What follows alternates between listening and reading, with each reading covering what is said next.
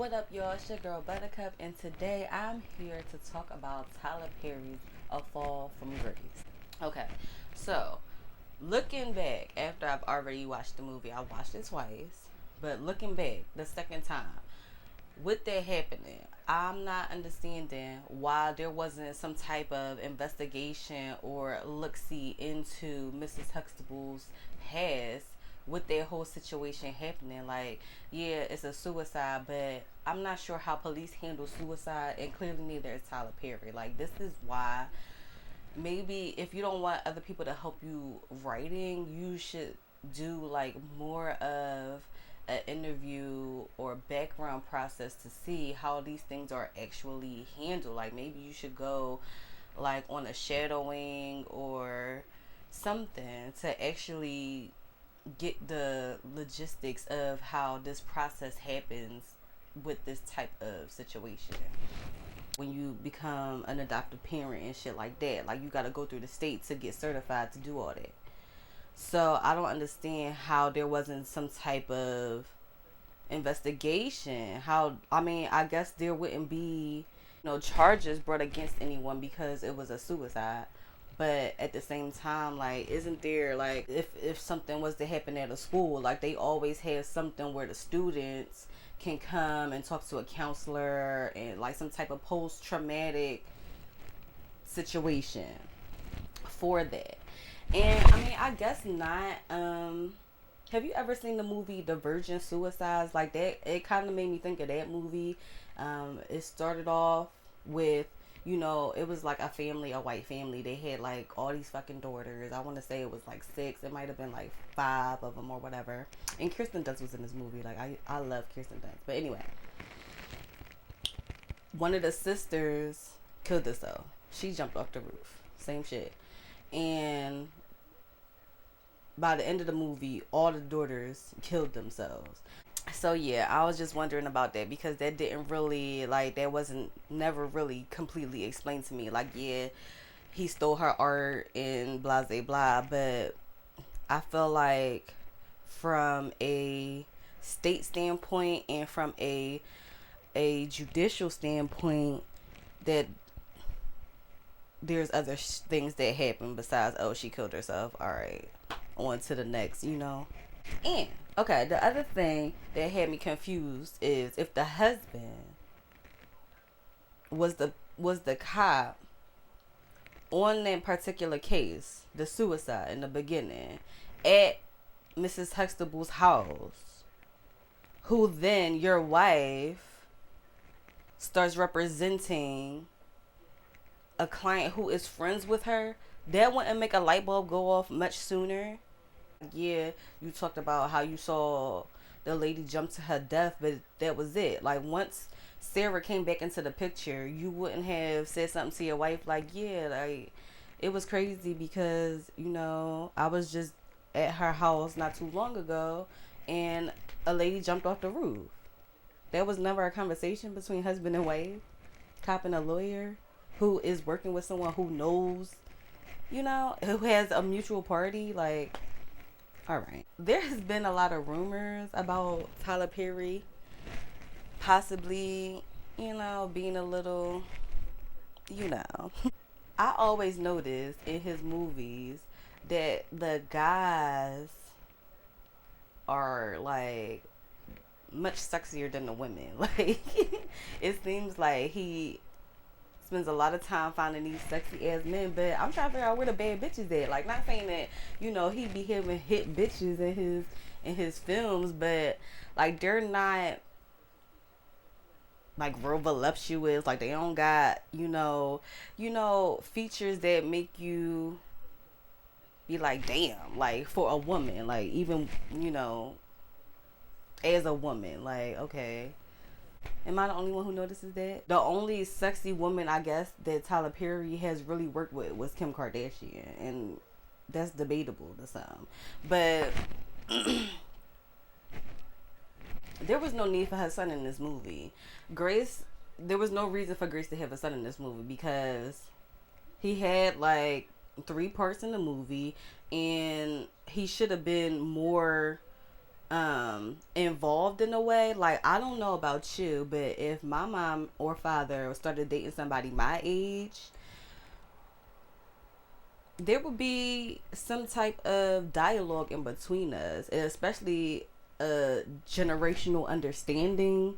Like, I'm not about to let you come up in here. I mean, there's, to a certain extent, there's not much that I can do, but I don't see no 20 something, 30 something year old man letting his mom be taken advantage of by a 20 something, 30-year old, another 20 something year old, 30-year-old man. Like, you gonna have to get some paws put on you. Like, you got me fucked up. Before it even get to that point where my mom gotta kill you, like, I'm gonna fuck you up. Like, well, fuck you mean? I don't understand. There was no point. If her son wasn't going to at least help her get rid of the body like they suspected, or like they tried to put on him later on in the movie, or if he wasn't gonna fuck him up, then what was the point of her having the son? And where was the fucking grandbaby?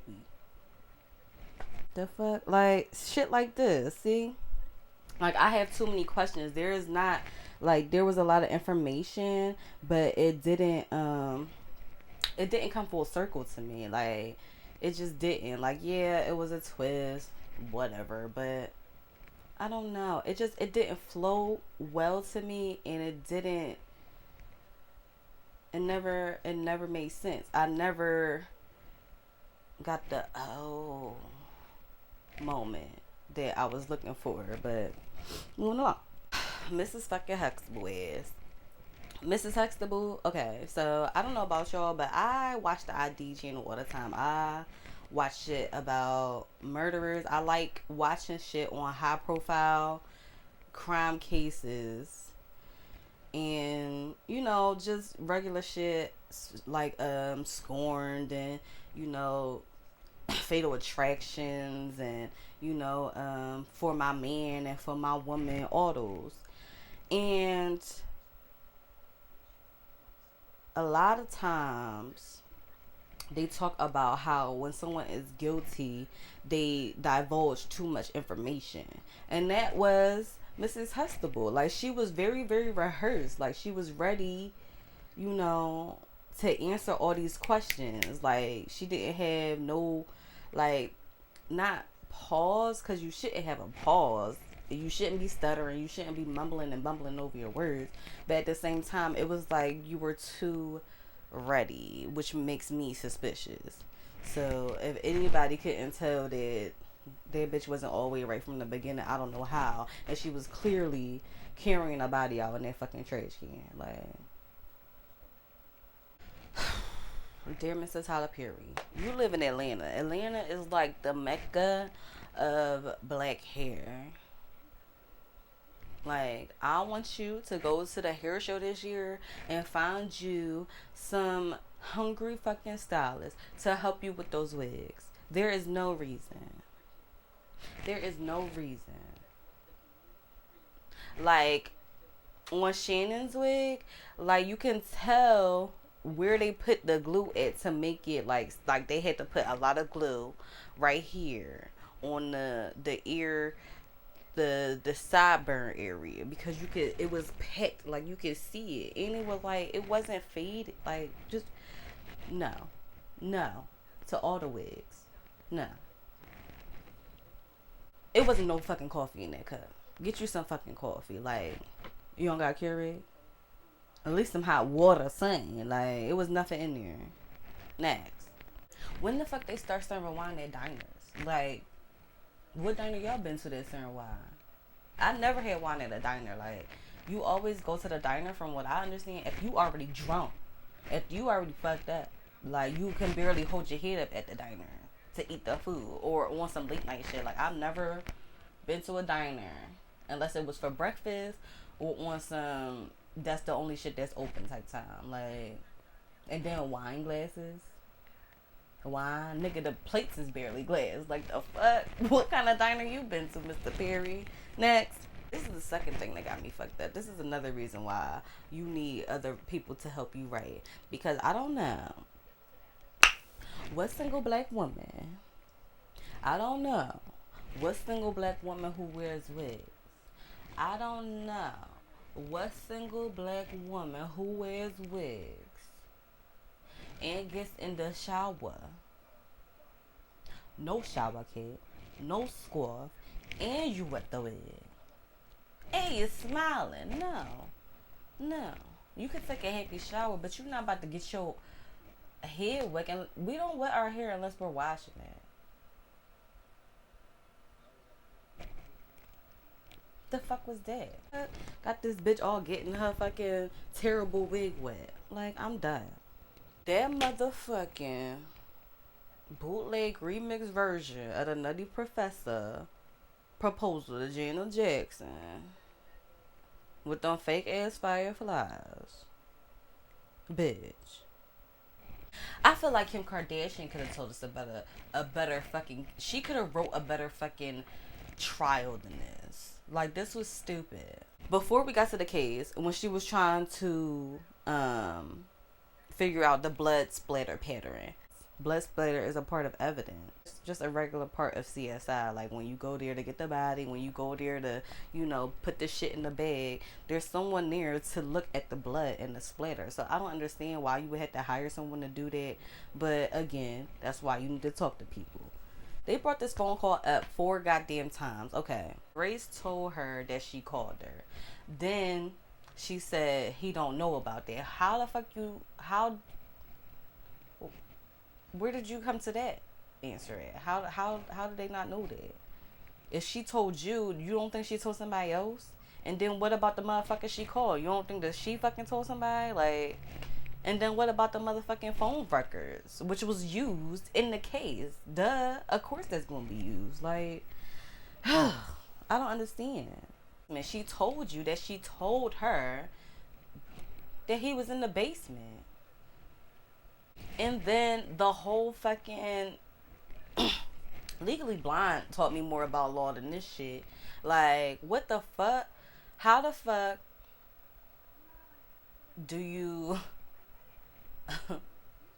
how the fuck do you arrest your case and then try to call a witness? I'm not a lawyer. I've never been to law school, but I know that once your case is rested, there's no more witnesses. That means it rests. That means it's done, right? Rest. You're done. So why would you then try to turn around and call her to the stand? And I don't see that as actually happening. Like, yeah, a lawyer can be held in contempt of court, but not like that. That just was stupid. Like, I want to call her to the stand. Then you get called to the motherfucking judge and you do it again. Like, that's just stupid. Like, I felt so much secondhand embarrassment. Well, thirdhand embarrassment, because he actually thought that this shit was gonna make sense. No, that's dumb. And leave fucking Cecily Tyson alone. Like, the fuck? I gotta go. There was no need for her to be in this movie. Like, we love her. Yes, she's a legend. Tyler Perry, let her fucking rest. But I still feel like I'm here to support you, Mr. Perry, but at the same time, I'm expecting better.